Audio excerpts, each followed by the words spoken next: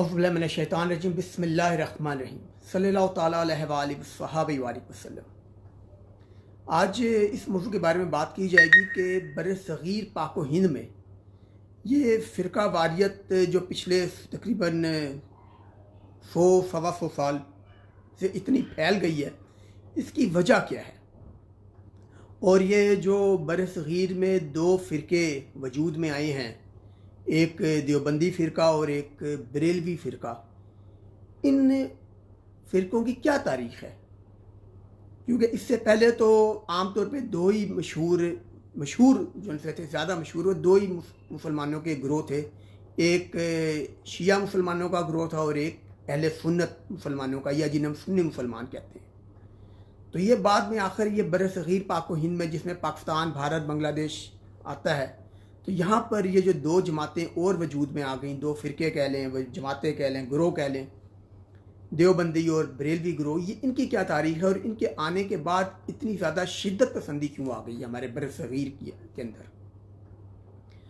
तो जनाब, बात यह है कि वैसे तो सैकड़ों सालों से बरसग़ीर पाक व हिंद के अंदर सुन्नी मुसलमान और शिया मुसलमान माशाल्लाह दोनों ही रहते थे, और गो के दोनों के बीच में कई मामलात में कई इख्तलाफात थे, लेकिन उसके बावजूद कोई ख़ास शिद्दत पसंदी नज़र नहीं आती थी और एक दूसरे को बड़ी रवादारी के साथ बर्दाश्त किया जाता था, मामला तय किए जाते थे, और एक दूसरे के ख़िलाफ़ नफ़रत फैलाने वाला मामला भी इस तरह नहीं था जो आजकल हमें नज़र आता है।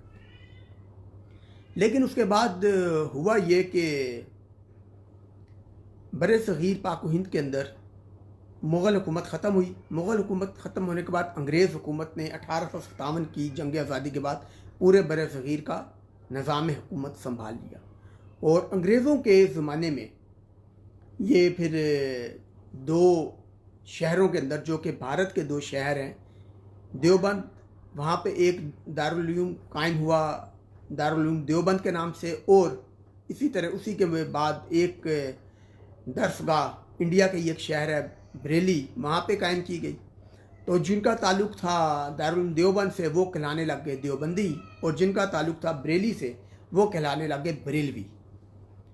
लेकिन मसला यह हुआ कि इन बरेलवी मुसलमानों और देवबंदी मुसलमानों के जो पीछे अकाबरीन थे वो तो एक ही थे, जिन्हें हम उलमाए अहले सुन्नत कहते हैं, या लेकिन बाद में इन्हीं के अंदर से, अहले सुन्नत के अंदर से, ये जो दो जमातें निकली, बरेलवी जमात और देवबंदी जमात, इनके बीच में शदीद लड़ाई हो गई और इनके अकाबरीन ने एक दूसरे के ख़िलाफ़ शदीद फतवे भी जारी किए, एक दूसरे के ख़िलाफ़ शदीद गुफ्तो शनीद भी शुरू कर दी।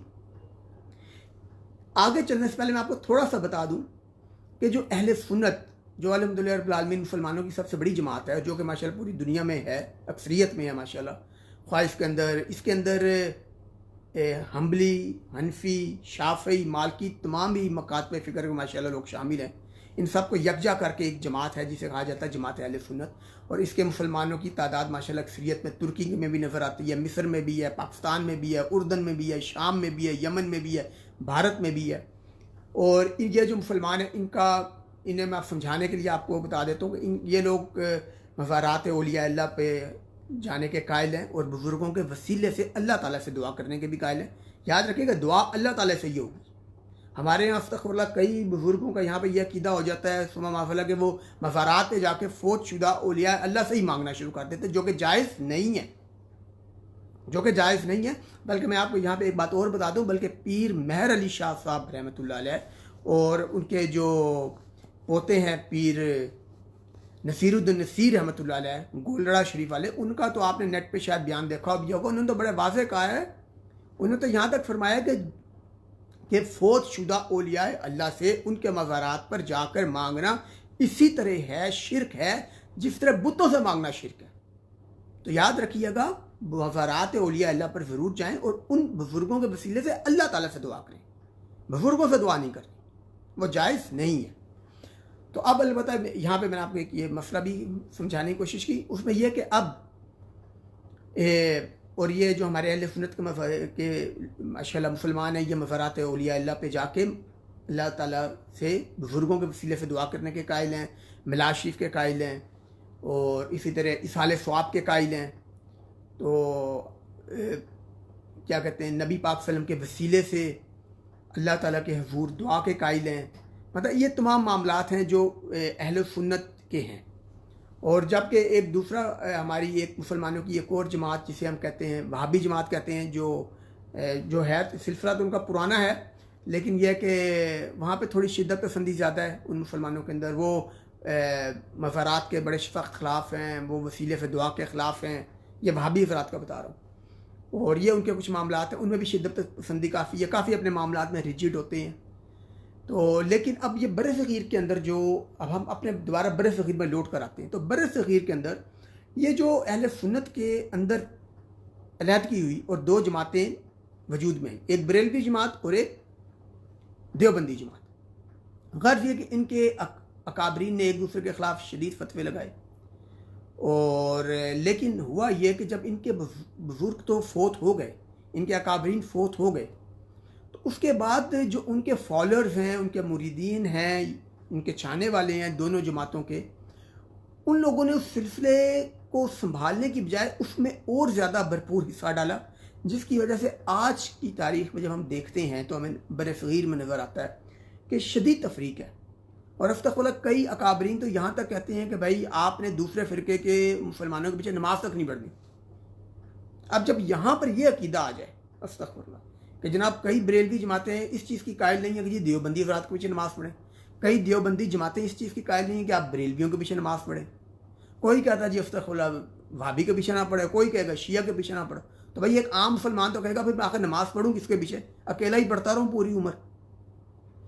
देखिए, जो इंसान ला इलाहा इल्लल्लाह मुहम्मद रसूलुल्लाह पढ़ ले और नबी पाक सल्लल्लाहु अलैहि वसल्लम को अल्लाह ताला का आखिरी रसूल माने, यानी कादियानी ना हो, अस्तगफुरुल्लाह, जिसका अकीदा हद कुफर तक ना पहुंचाओ जिस तरह कादियानी है, ठीक है, क्योंकि वो नबी पाक सल्लल्लाहु अलैहि वसल्लम को अल्लाह ताला का आखिरी नबी सल्लल्लाहु अलैहि वसल्लम नहीं मानते, इसलिए वो तो काफिर हो गए।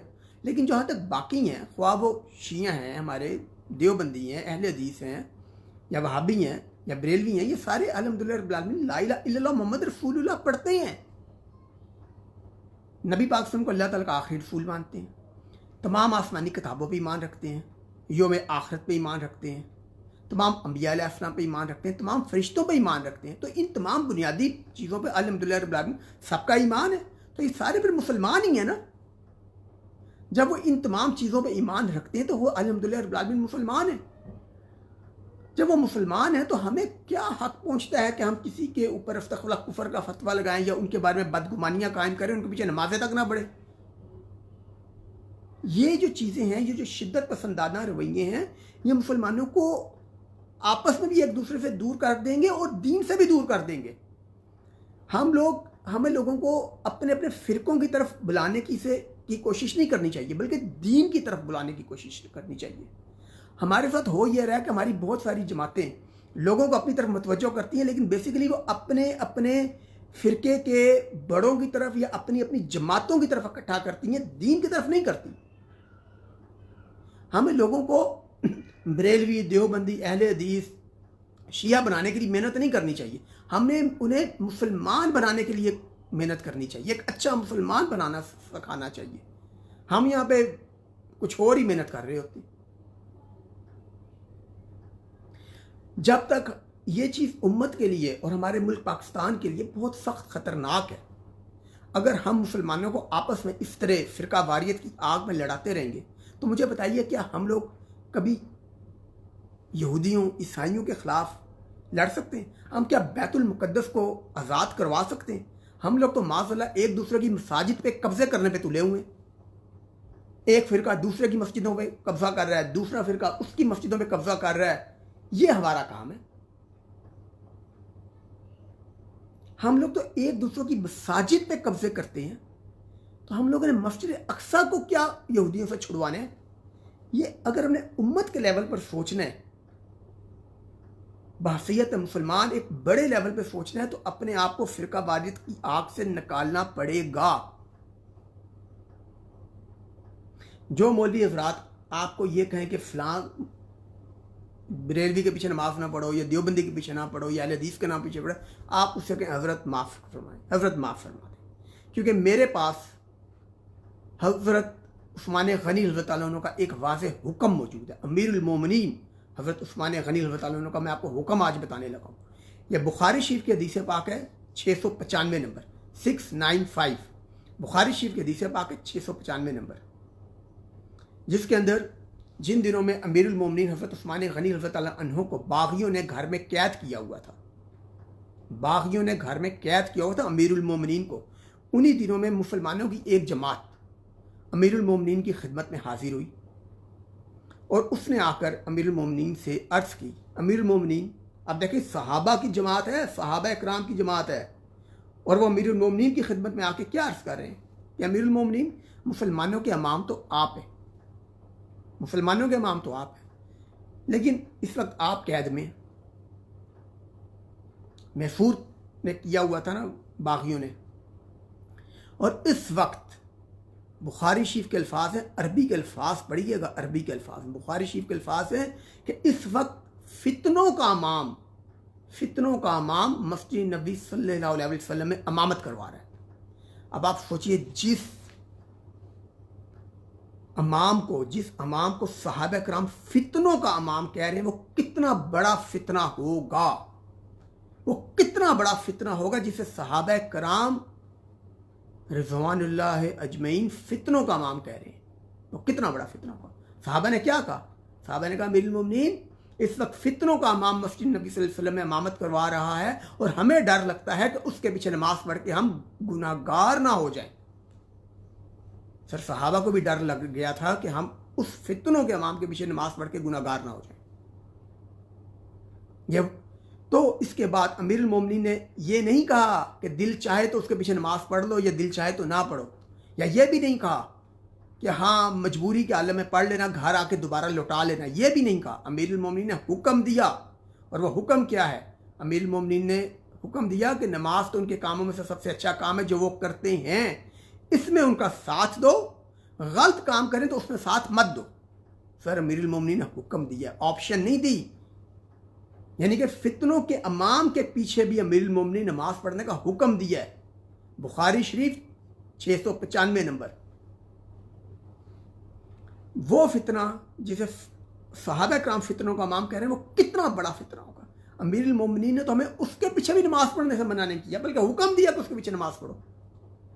सर, ये उम्मत को यकजा करने के लिए काबिशें होती हैं, और हमारा आलम ये आ गया है कि हम कहते हैं कि वो देवबंदी है, वो बरेलवी है, वो अहले हदीस है, वो शिया है, उसके पीछे नमाज नहीं पढ़नी।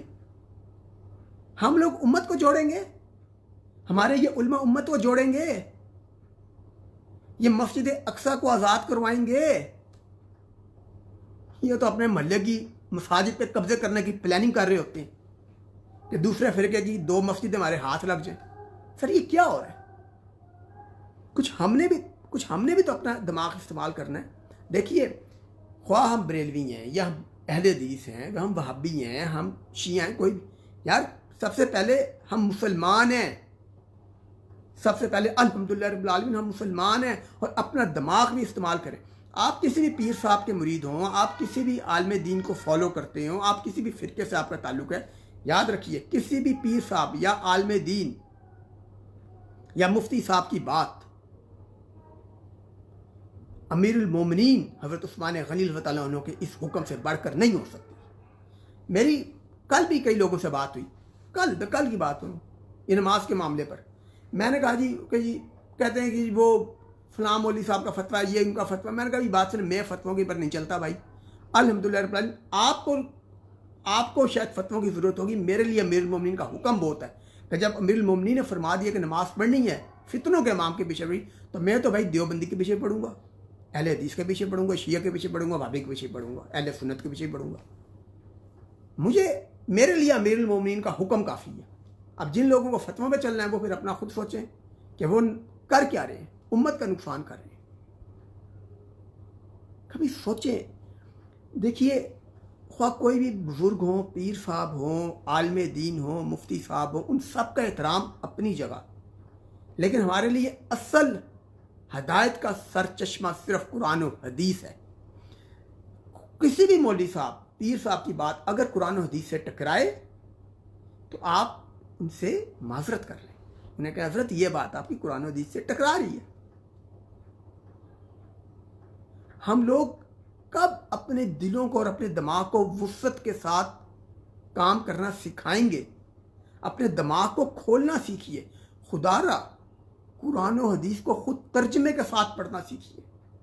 जो लोग आपको ये कहें कि आप एक आम आदमी हैं और आप कुरान और हदीस पढ़ नहीं सकते, आपको अरबी नहीं आती, आपको तर्जमा नहीं आता, आपको लुगत नहीं आती, आप कुरान और हदीस से मतलब कैसे निकाल सकते हैं, उनसे कहिए हज़रत ये जो हमारे बरेलवी और देवबंदी भाई पाकिस्तान में हैं, उनसे ये हज़रत बात सुनिए, वहाबी हज़रात से आप लोगों को बहुत इख्तलाफ है ना। उनके जो वहाबी हज़रात जो से हैं, जिनके एक बड़े मशहूर आलिम दीन है मौलाना अब्दुल वहाब साहब, वो तो अरब के रहने वाले थे, अहले ज़ुबान थे, कुरान पाक समझते थे, हदीस पाक का तर्जमा उन्हें सारा समझ में आता था क्योंकि अहले ज़ुबान थे, अरबी उन्हें आती थी। तो क्या आप उनकी कुरान और हदीस की तशरीह मानते हैं? बल्कि आप तो वहाबी हज़रात के ख़िलाफ़ हैं इतने। अगर सिर्फ ज़ुबान सीखना ही इल्म की पहचान होता तो फिर तो आप लोगों को मौलाना अब्दुल वहाब साहब जो वहाबी फ़िरके के इतने बड़े रहनुमा हैं, आप उनकी बातें क्यों नहीं मानते? आप हमें यहाँ पर अपने फिर उलमा की तशरीहात क्यों दिखाते हैं? तो क्या आप क्या जवाब देंगे उनसे? कहीं बात यह कि नहीं, उर्दू तर्जमे के साथ ही माशाल्लाह बहुत कुछ समझ सकते हैं। इस तरह तो सर ये जो लोग आपको ये ताना देना कि आपको अरबी नहीं आती तो आप कुछ नहीं कर सकते, उन्होंने कहा ये जो कुफार थे, कुफार भी तो अहले अरब थे लेकिन वो समझ नहीं सके। ये तो अल्लाह ताला का शुक्र है जो समझ ले। आप ज़ुबान का ताना ना दें। अगर एक इंसान तर्जमे के साथ भी कुरान पाक या हदीस पाक पढ़ता है, बुखारी शरीफ पढ़ता है, मुस्लिम शरीफ पढ़ता है, अबू दाऊद शरीफ पढ़ता है, तिरमिज़ी शरीफ पढ़ता है, पढ़ें, खुद पढ़ें कुरान और हदीस तर्जमे के साथ। आप पढ़ेंगे तो यकीन करें ये जो फ़िरका परस्त मौलवी हज़रात है ना, ये आहिस्ता आहिस्ता पीछे हटना शुरू हो जाएंगे। असल बात यह कि मेरी और आपकी कम इल्मी इनके इल्म का सबब बन रही है। यह हमारे सामने फिर जो भी फतवा देते हैं कि हमें कुरान और हदीस का इल्म नहीं होता, हम इनकी हर बात मन तस्लीम कर लेते हैं। ये थोड़ा सोचना पड़ेगा, हमें फरासत के साथ काम करना पड़ेगा, हमें फरासत सीखनी पड़ेगी। आगे आने वाला वक्त देखिए ये उम्मत को लेके चलने का है।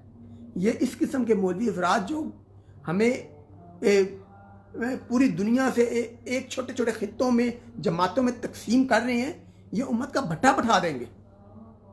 हमें बड़ी सोच के साथ उम्मत को लेकर चलना है इंशाअल्लाह ताला। इख्तलाफात के बावजूद भी ज़िंदगी गुजारने का तरीका सीखिए। और यहाँ तो यह आलम आ गया अस्तग़फिरुल्लाह, हमारे कई अकाबरीन दूसरे फ़िरके का अकाबरीन के बारे में इतनी गंदी और गलीज़ ज़ुबान इस्तेमाल करते हैं कि अस्तग़फिरुल्लाह शर्म आती है कहते हुए कि ये उलमा हैं, और लेकिन उनके चाहने वाले उस गंदी और गलीज़ ज़ुबान को भी डिफेंड कर रहे होते हैं। जब इल्मी लेवल यहाँ पर आ जाए तो आप क्या कहेंगे? इखलाकियात का जनाजा निकल चुका है, बर्दाश्त है नहीं। खुदारा इन चीज़ों को सीखिए। फ़िरका वारियत की आग से हमें निकलना पड़ेगा। जो इंसान उम्मत को यकजा करने के बारे में बात करेगा उसके ऊपर कह देते हैं ये 2 नंबर है। असूल याद रखें, जो चीज़ कुरान और हदीस से साबित हो उस पर अमल करें, जो नहीं होती उस पर दूसरों को मजबूर मत करें। अगर एक इंसान फ़राइज़ पे अमल कर रहा है बहुत है, उसके बाद मुस्तहबात पे जितना ज़्यादा अमल कर लेगा उसे फ़ायदा देंगे। लेकिन अगर कोई नफली इबादत या इसमें आगे बढ़ चढ़ के हिस्सा नहीं लेता तो उस पर लान तान भी मत करें। वो फ़र्ज तो पूरे कर रहे हैं ना कम अज़ कम। दीन आसान है और इसे लोगों के लिए आसान ही रहने दें। लोगों के लिए दीन को मुश्किल मत बनाएं। बुखारी शरीफ की हदीस पाक है, नबी पाक सल्लल्लाहु अलैहि वसल्लम के पास एक सहाबी ने आकर कहा कि या रसूल अल्लाह, मैं फ़लाँ जगह नमाज़ पढ़ता था, वहाँ पे मुझे मैंने पढ़नी छोड़ दी क्योंकि वहाँ पे नमाज बहुत लंबी पढ़ाई जाती थी, फजर की नमाज बहुत लंबी। तो नबी पाक सल्लल्लाहु अलैहि वसल्लम शदीद गुस्से में आ गया, आपका चेहरा मुबारक लाल हो गया। आपने फरमाया तुम लोग दीन को मुश्किल करते हो। इस हद तक देखिए लोगों में आसानियाँ बांटें, उन्हें बताएं दीन आसान है। उन्हें बताएं कि बुखारी शरीफ की हदीस पाक है कि नबी पाक सल्लल्लाहु अलैहि वसल्लम के पास एक देहाती आया, उसने आकर कहा या रसूल सल्लल्लाहु अलैहि वसल्लम, मुझे कोई ऐसा अमल बताएं कि जिसके बाद मैं जन्नत में दाखिल हो सकूं। नबी पाक सल्लल्लाहु अलैहि वसल्लम ने फरमाया तू फ़र्ज नमाज पढ़, फ़र्ज ज़कात दे, फ़र्ज रोज़े रख, अल्लाह ताला के साथ शरीक ना करी तमाम, और तू इंशाल्लाह जन्नत पे चला जाएगा। मफ़हूम अर्ज़ कर रहा हूँ। सहाबा किराम कहते हैं उसके बाद हम इतने खुश हुए ये हदीस पाक सुनकर के हमारी खुशी को कोई ठिकाना नहीं था। भाई एक इंसान फ़र्ज पूरे कर रहा है ना, ठीक है, अगर उसके बाद नफली इबादत अपनी खुशी से ज़्यादा कर ले तो अच्छी बात है, फिर तरगीब दे दें, लेकिन अगर नफली इबादत ना करें ना उसे लान तान मत करें, क्योंकि फ़र्ज इबादत कर लेना उसके लिए इंशाल्लाह ताला काफ़ी है। हम लोगों के लिए दीन को मुश्किल करके खुश होते हैं, आसानियां बांटे लोगों में, अपनी खुशी से जो पूरी रात बेशक नफल पढ़ता उसे पढ़ने दे, लेकिन कोई इंसान खाली फ़र्ज नमाज ही पढ़े ना तो उससे क्वेश्चन मत करें, उसे तनकीद का निशाना ना बनाएं, और अल्लाह ताला के साथ हमेशा अच्छा गुमान रखें। अल्लाह ताला इंशाअल्लाह ताला हम पर तमाम मुसलमान में करम फरमाएगा। अल्लाह ताला नबी पाक सल्लल्लाहु ताला अलैहि वसल्लम के तुफैल हम सब के तमाम गुनाहों को माफ़ फरमाएं और हम सबको हदायत अता फरमाएं। सल्लल्लाहु ताला अलैहि वसल्लम। अस्सलामु अलैकुम।